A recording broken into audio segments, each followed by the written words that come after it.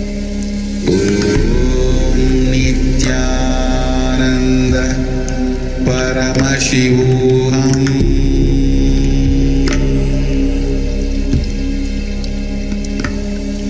Om Nithyananda Paramashivoham.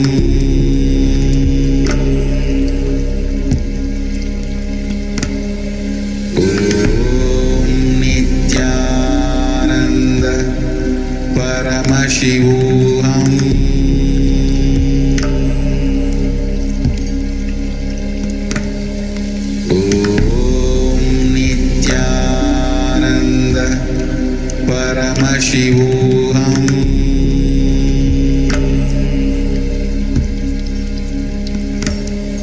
Om Nithyananda Paramashivoham.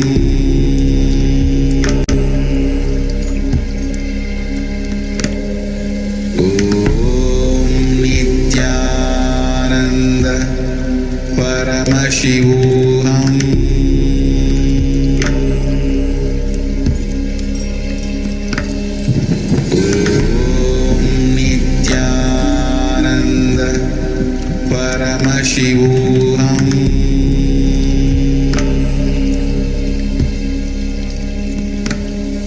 Om Nithyananda Paramashivoham.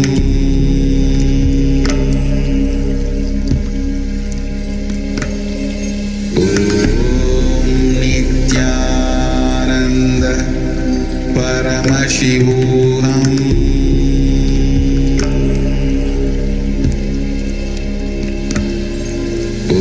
Om Nithyananda Paramashivoham.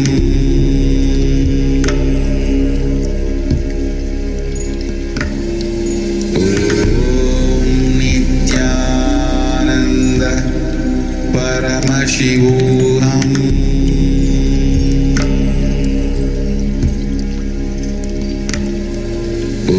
Om Nithyananda Paramashivoham.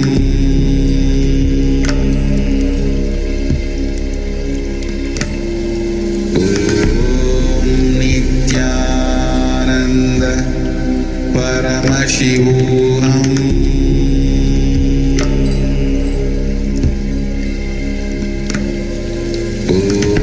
Om Nithyananda Paramashivoham.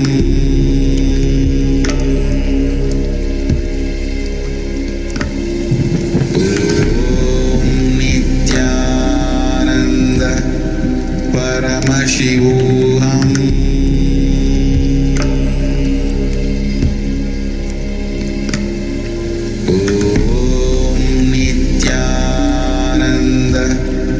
Paramashivoham.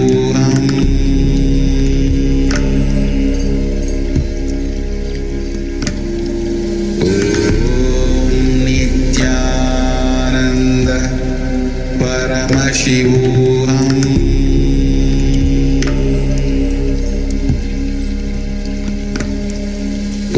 Om Nithyananda Paramashivoham.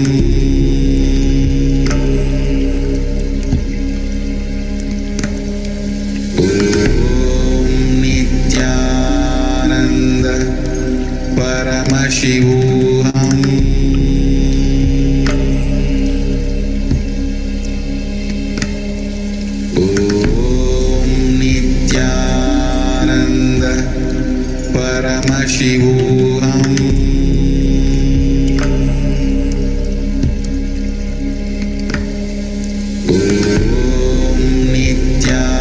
Nithyananda Paramashivoham.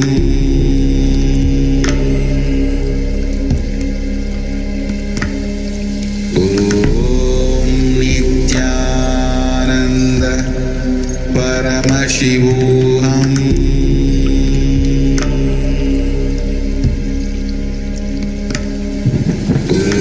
Om Nithyananda Paramashivoham.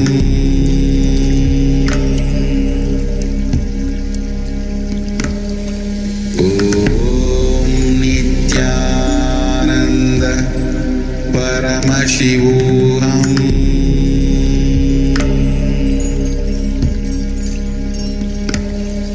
Om Nithyananda Paramashivoham.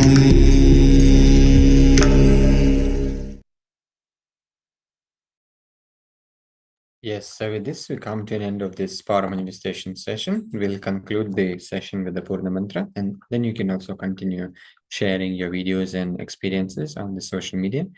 So let us sit straight with the head, neck, and spine in a straight line, connecting to Swamiji in our third eye, remembering Swamiji in our third eye, and we'll chant the Purna Mantra.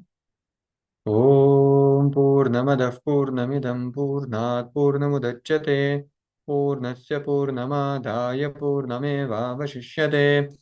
Om Shanti Shanti Shanti Harihi Om Tat Sat Sarvam Bhagavat Shri Nithyananda Paramashiva Padukarpanamastu. Om Nithyanandam. Yes. Yes, thank you everyone for attending this session. Please stay connected. We will be having the next session just after a few minutes short break.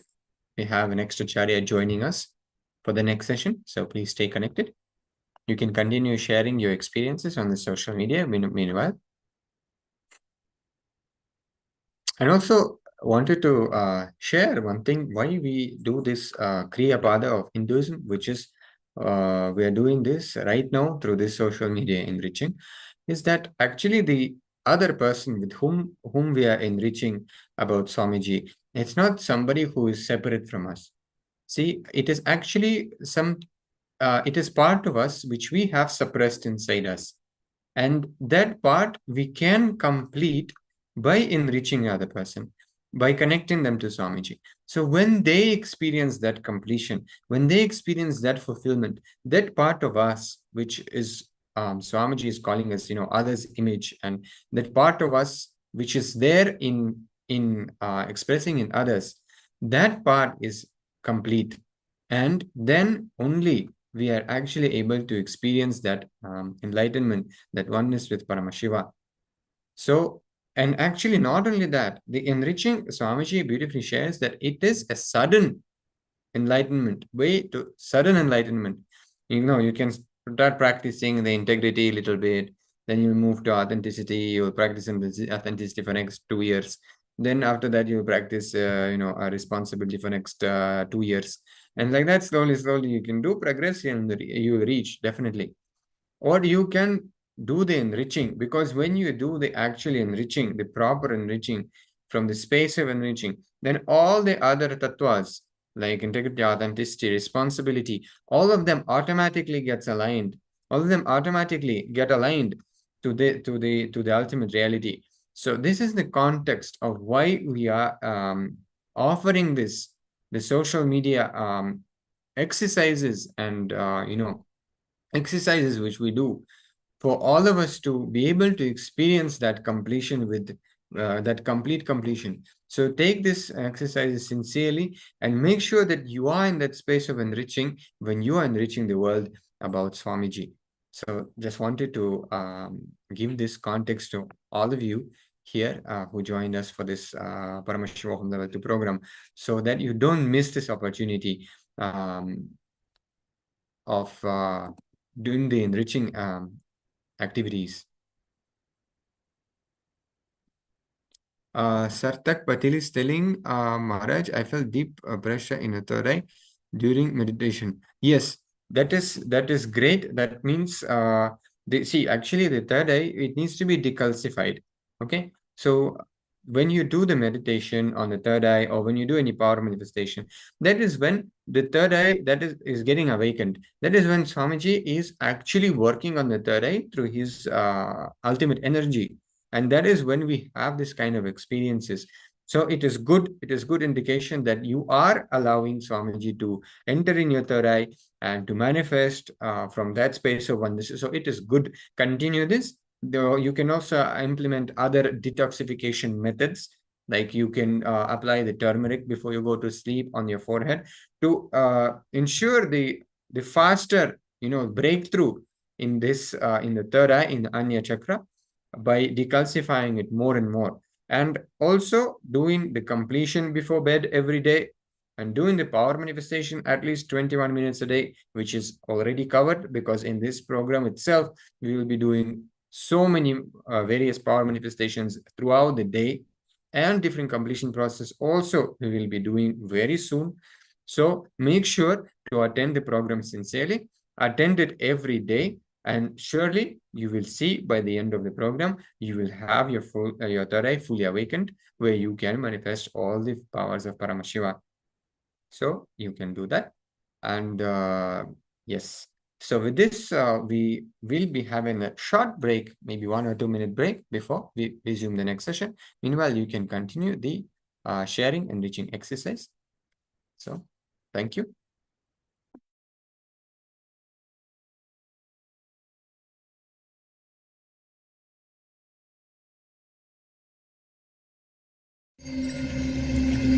I welcome you all with my love and respect. Let you all open all your three eyes. Om Nithyananda Paramashivoham.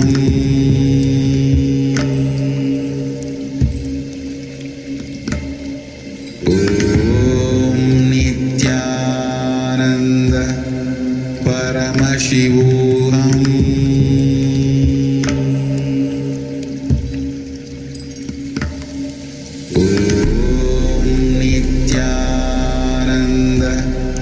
Paramashivoham. Om Nithyananda Paramashivoham.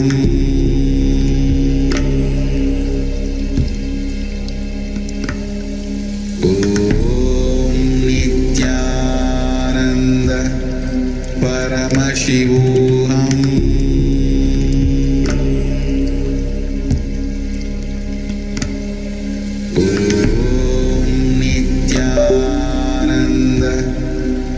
Paramashivoham. Paramashivoham.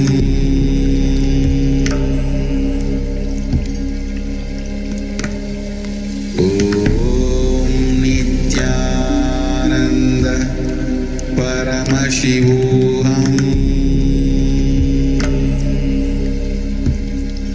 Paramashivoham. Om Nithyananda Paramashivoham.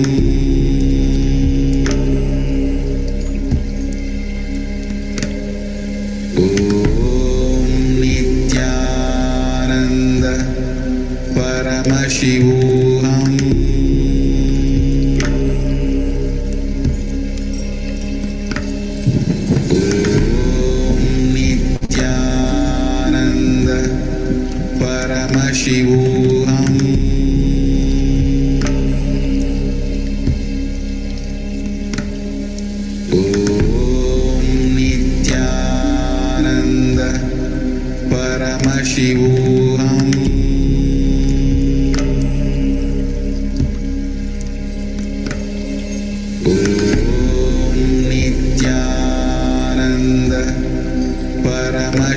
Om Nithyananda Paramashivoham.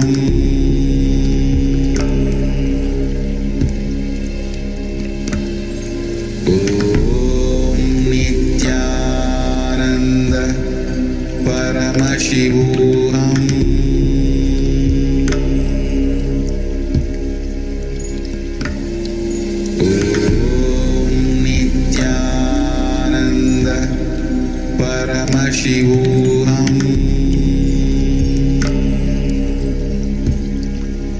Paramashivoham. Om Nithyananda Paramashivoham.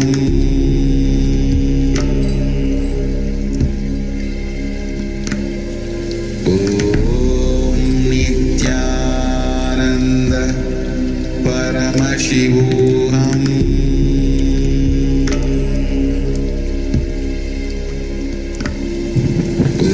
Om Nithyananda Paramashivoham.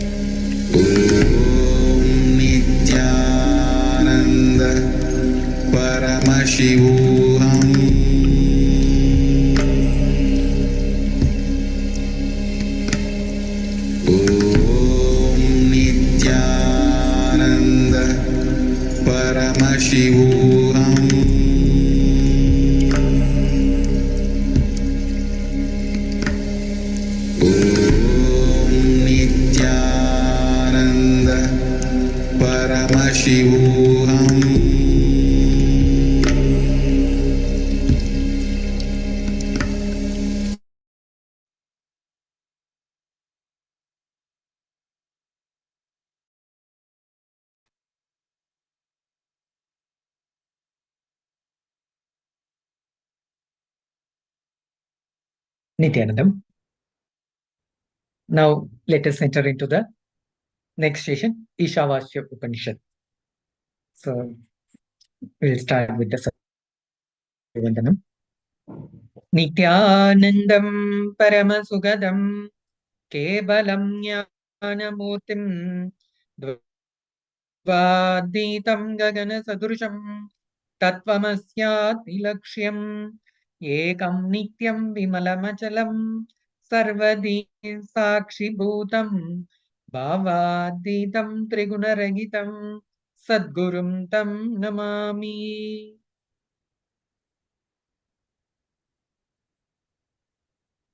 Nithyanandam.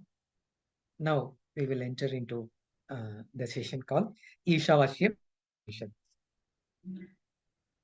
Say yes to life. Bhagavan Nithyananda Paramashivoham had given the truth and powerful cognition. We will see one by one what he has given to us. How to experience reality by saying yes to our life. As the verse is the essence of the whole Vedic tradition. Now we are going to see that verse now. Kurvan neva karmani jijive shet sadgum samaha yevam vayai nanya teo asti na karma libhyate nare. Even while doing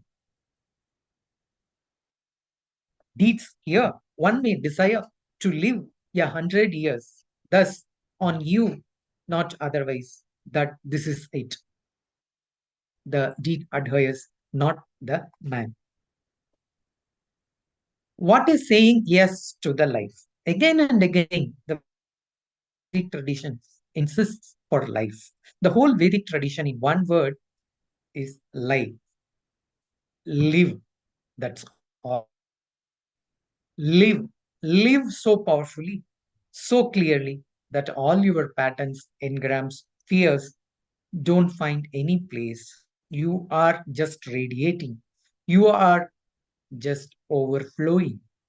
Live, live, live. That Swamiji is saying yes to our life. That is the whole essence of the Vedic tradition. In one word, we can say it is live.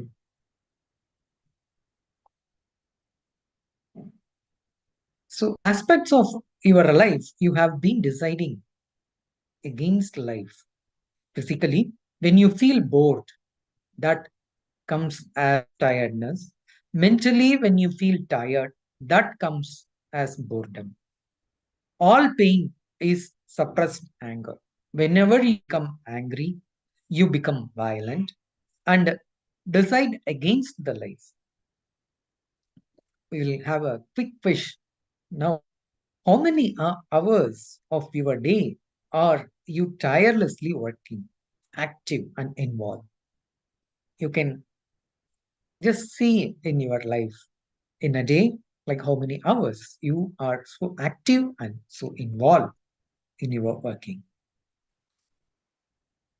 So now, with this understanding, now we will do an exercise.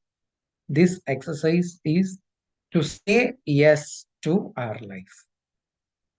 So decide for life.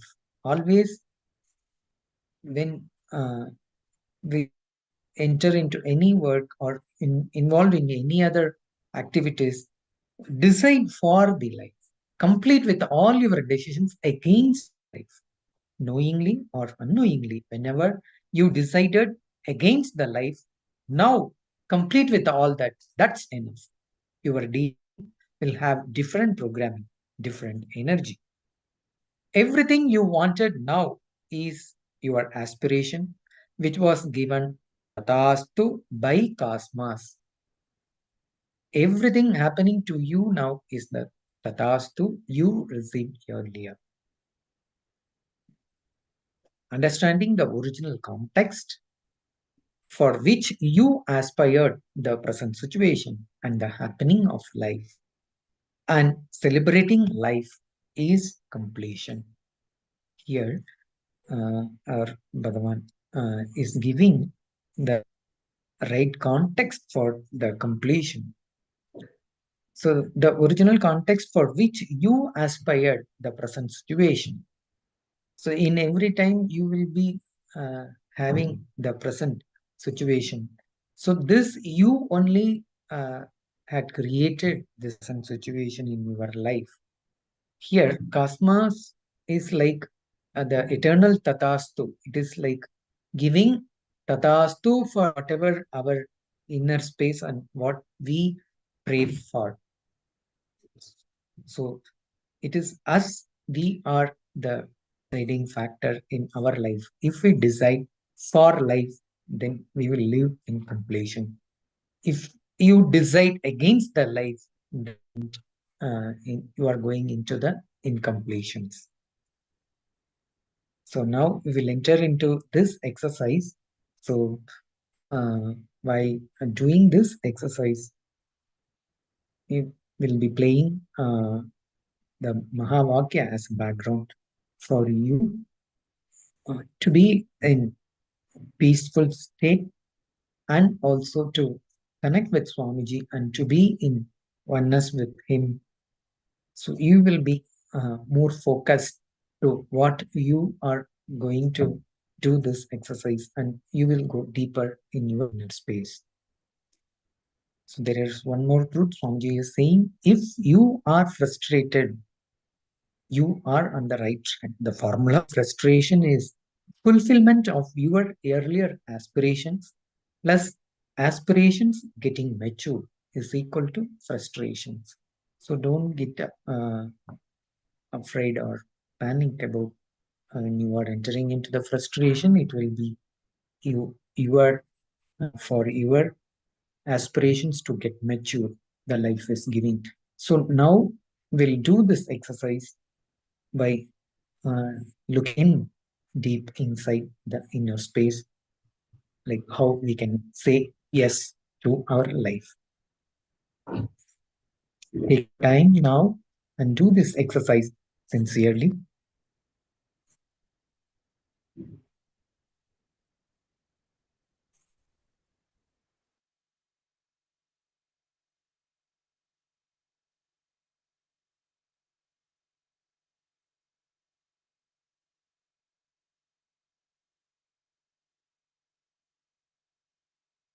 Open all your three eyes and manifest the powers of Mahasadashiva. Om Nithyananda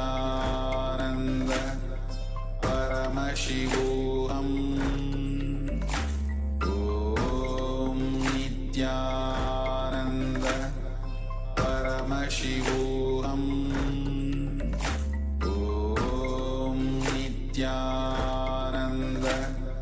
Paramashivoham.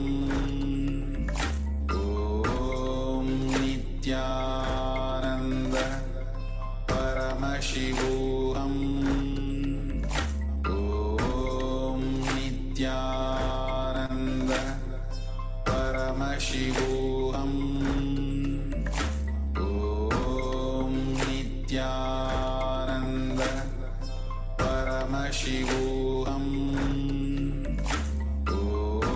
Om Nithyananda